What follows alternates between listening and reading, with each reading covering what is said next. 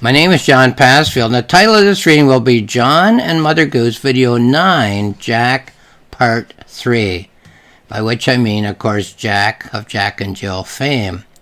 Here is my novella, John and Mother Goose, The Carnival of Tales, John and Mother Goose in the center, surrounded by mythical characters. And here's a summary.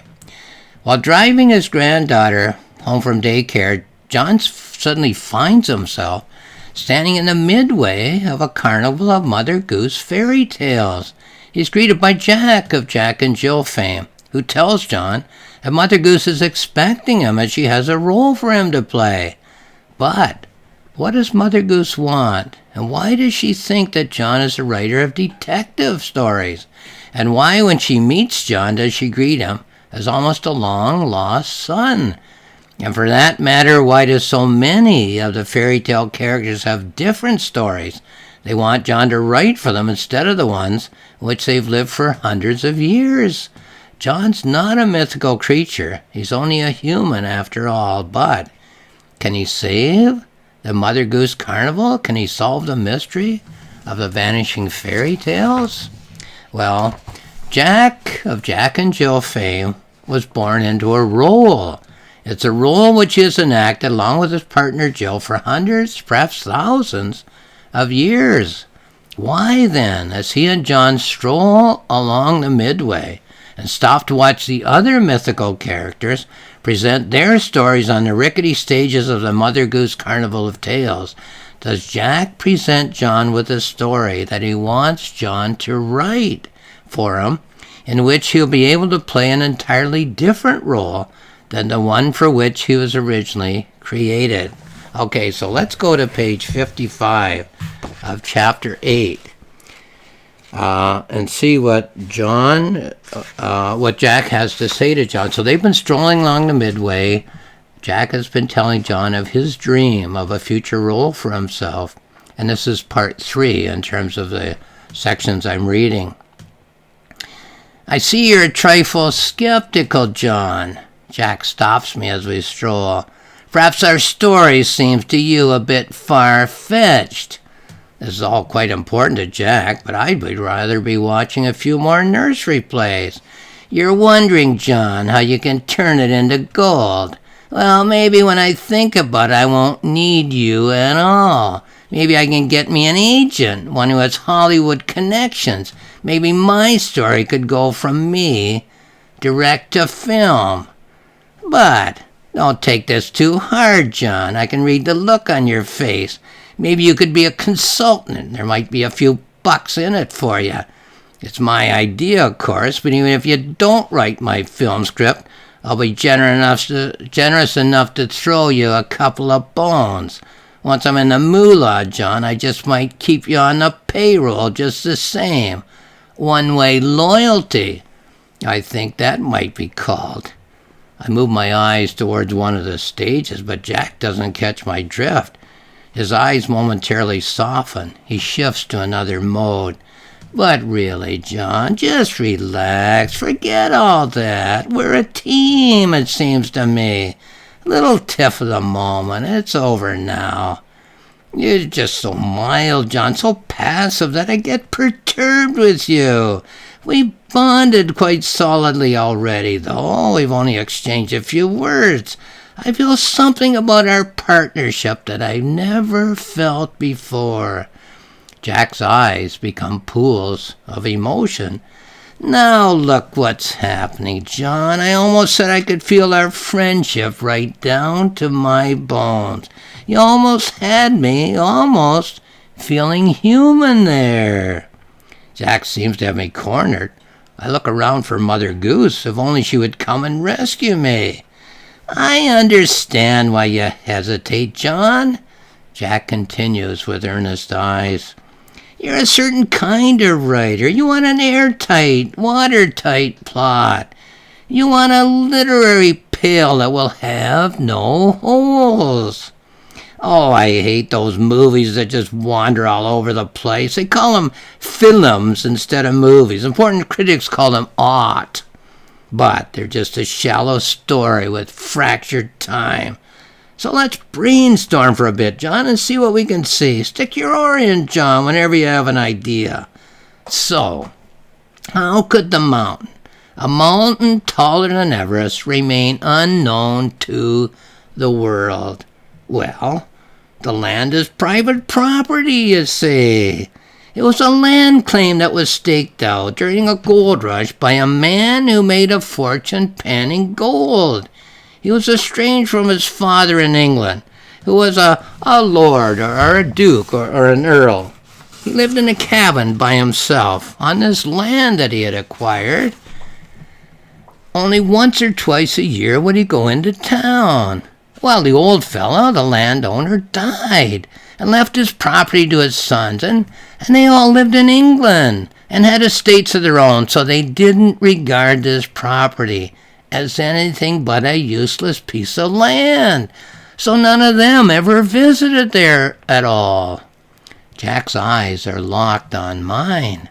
Now, how did a mother and a baby end up on the top of a mountain taller than Everest, you recall? Well, there was a plane crash, John, in the middle of the night. The mountain is not on the aviation charts. The only ones to survive are a mother and a child. But let me back up a bit. Actually, there wasn't a child at first. The mother was a few hours from giving birth at the time of the crash. She did so a few hours after she survived. My eyes are locked on Jack's. So, how does anyone know that there's a mother and a child on the mountain that's bigger than Everest that no one knows? Well, the black box is still working. It sends out signals every once in a while. It tells the air controllers exactly where they are. At first they're quite surprised. How could a baby be up in the air? The mountain that's bigger than Everest is not on their charts. Afterwards, John, one of the air controllers would say that he thought about the stork. But he wasn't very religious, so he set that thought aside. Excuse me. So, the SWAT team arrives on the property and discovers that there's a mountain taller than Everest, and decides, concludes, determines, ascertains that there's no one who can climb it, that there's no one who can climb the biggest mountain in the world. But the rumor spreads through the village, John. Someone comes up with an idea. They know that there's a person who used to go onto that property, now retired, who used to sneak there through the fence when the old fellow wasn't looking and when it was neglected by the sons, and who would climb that mountain taller than Everest, and look out at the world with his very own eyes, who once in a while, for $1, just $1, John, no more, which actually he would give immediately to the humble and the poor, when he would guide, sworn to secrecy, a multi-millionaire. In fact, the villagers wouldn't have known, John, so secretive was our hero, if a drinker in his cups, John, hadn't blurted it out one night, told all about the climber. Well, that souse in his cups was the former millionaire. And so the villagers tell the SWAT team, John, that they know about a man, the only one in the world who can make that climb. Excuse me again. And so I come out of retirement, not wanting any money, and I take a deep breath, and then I perform the deed. John hears a line in his mind. Jack and Jill went up the hill. The sons of the eccentric Lord John, who own the mountain taller than Everest, are so moved emotionally by the story of the rescue of the baby, the next heir to the eccentric Lord's estate, that they give the mountain to our hero, so he can climb it any time he wants to for the rest of his life without having, John, to sneak in through the fence. John hears another line in his mind. Sorry, my throat is getting dry. To fetch a pail of water. I have to admit, though, John, that I'm having trouble deciding whether I should be the actor who plays me in the film of my life or whether it should be a Hollywood actor, an award winner with plenty of gravitas. Here you see I'm me, you're talking with me now, but I also go on stage and act the scenes of my life, sort of like Mother Teresa starring in a film of her escapades.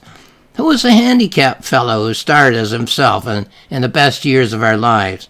Didn't Audie Murphy act in his own story too? Either one, me or the two of us, will get to attend the movie premiere.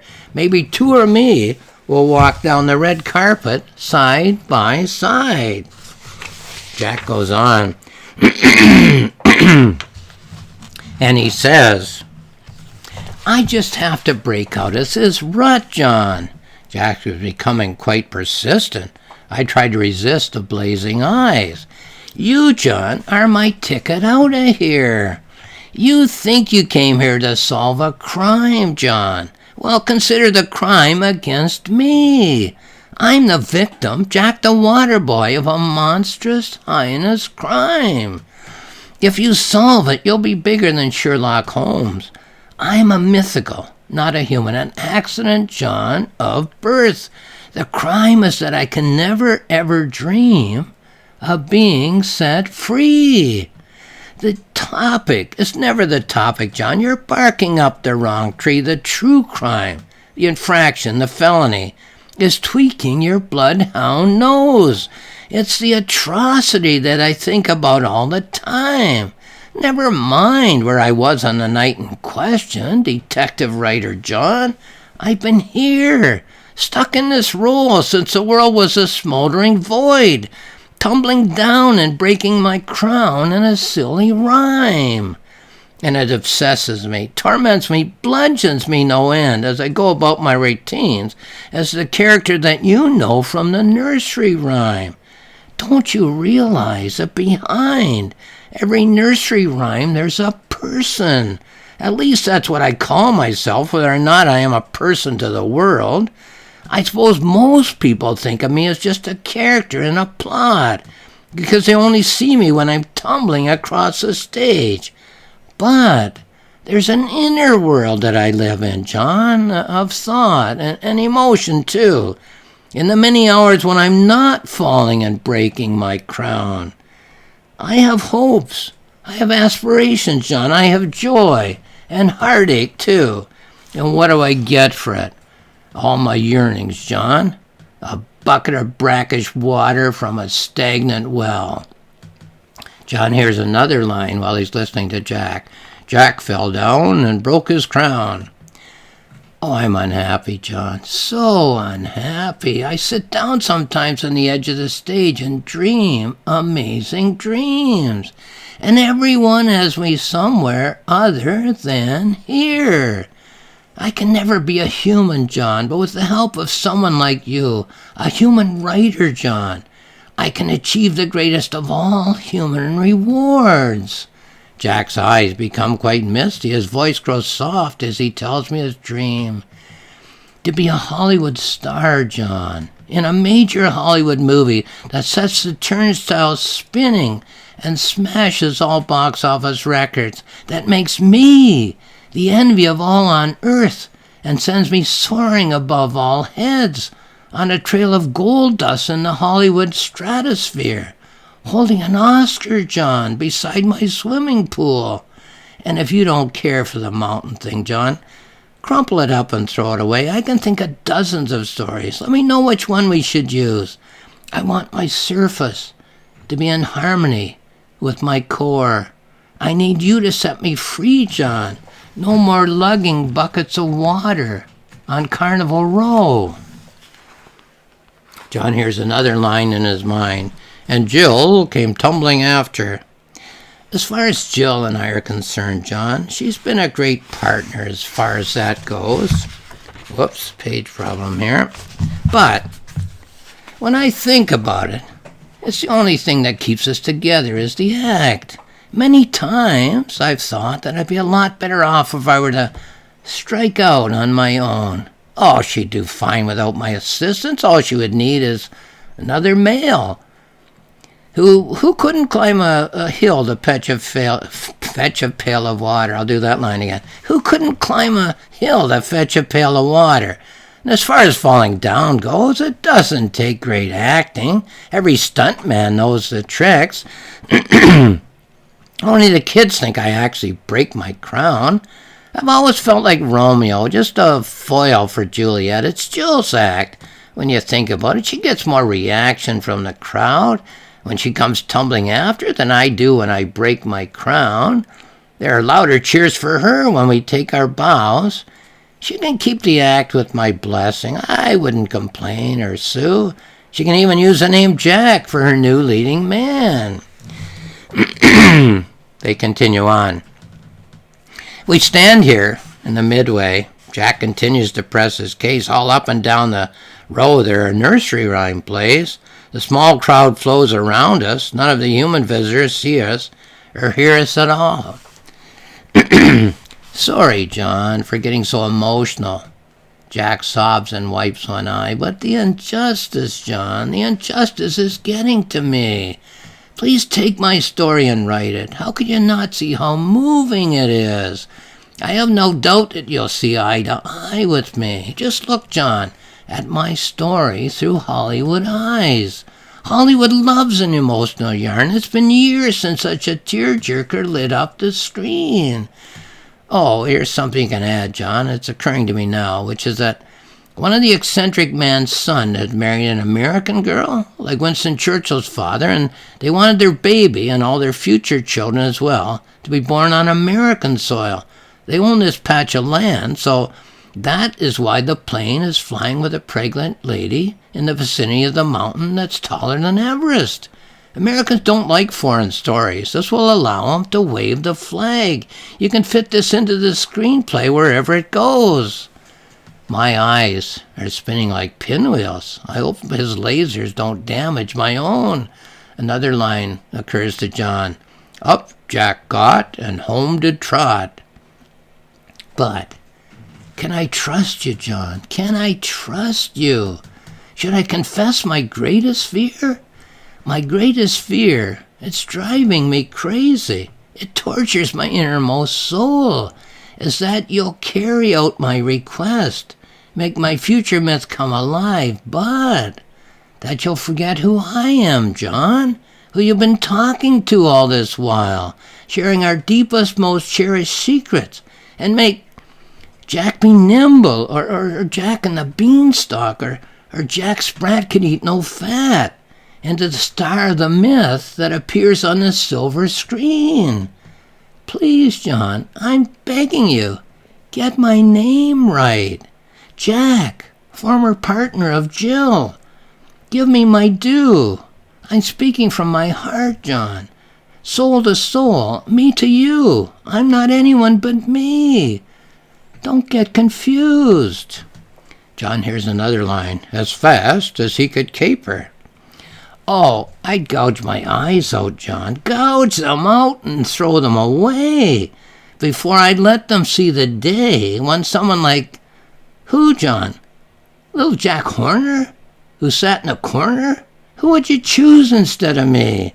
Becomes a mega movie star by climbing a mountain taller than Everest with a baby on its back and ends up holding an Oscar by the pool in the tale that I created, John? For me? And that's the end of Jack's presentation to John. So, one of the most significant images of our time happened historically over 100 years ago. Sorry, clearing my throat once again. Information, which is only itself has a meaning, remains information. He crossed the river, for instance, simply remains a piece of information. But what about he crossed the Rubicon, or he crossed the Delaware, or he crossed the Hellespont, or how about they crossed the Red Sea? An image is an item of information which generates associative meaning. Information that has significance, universal significance, becomes an image. So the piece of information that I believe is one of the most significant images of our own time that happened over 100 years ago is that when the peasants during the Russian Revolution entered the Winter Palace, the home of the Tsars, they could not believe what they saw. They could not believe that people were living on a level of luxury that was so far beyond the lives that they were living in their cramped, cold, crowded apartments or on their meager scrubland farms. That incident, that cluster of information, has become one of the most significant images of our time. An image of the awakening to the state of higher aspiration. Now, I don't know whether it was Marshall McLuhan, the great Canadian thinker, who coined the term the age of aspiration, but it's what he's talking about when he says at the dawn of television that the ability of peasants all over the world to see the level at which other people are living their lives would mean that no one in future, man or woman, would be happy to live at the level of which his or her ancestors had lived for hundreds, perhaps thousands of years. You cannot turn on your television set or look for the news on one of your internet devices without seeing people massing at the southern border of the United States, hoping to get in, whether legally or illegally, in order to start a very different lifestyle than the one into which they were born. In these same news reports, you will see people in leaky, dangerous boats crossing the Mediterranean Sea from North Africa, heading for the southern coast of Europe, hoping, whether legally or illegally, to be able to start to live a very different lifestyle than the one into which they were born. So too in the country in which I live, Canada, which doesn't have masses of people at the border, but which does have people applying legally and showing up illegally inside our borders, hoping to begin a life which will be very different from the ones their ancestors lived for so many years and into which they were born. The characters in this book I call mythicals, as they are characters in mythical stories.